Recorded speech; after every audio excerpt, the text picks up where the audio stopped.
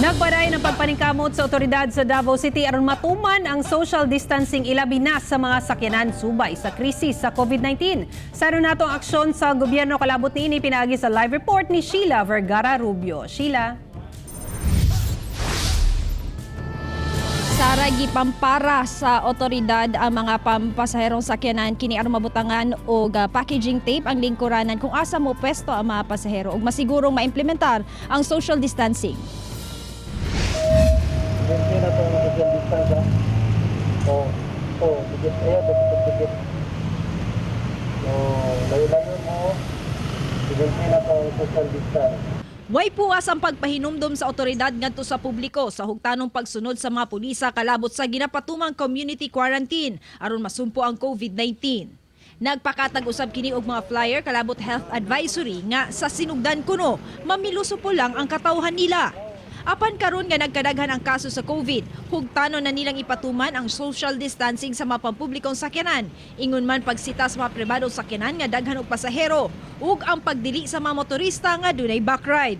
Kung SUV, social distance, so ang makuan lang yun na, mga upat ka pasahero. So depende, so dala ng driver. Nga kay uban kay di man mo kuan kay ang under sa DOTR, half of the kuan passenger mo ilang kuan.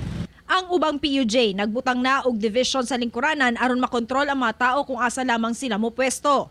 Naka-ready usab ang packaging tape sa traffic group aron nga butangan og tape ang lingkuranan sa masakyanan nga wala kay nagtagad sa social distancing. Kasagaran suksukan gyud ang mga pasahero no.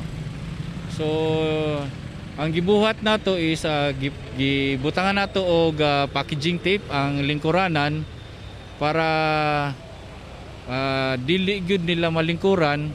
So gikan sa may bintana padulong sa may ubos sa lingkuranan. Gipang-isyuhan usab og citation ticket ang mga malapason.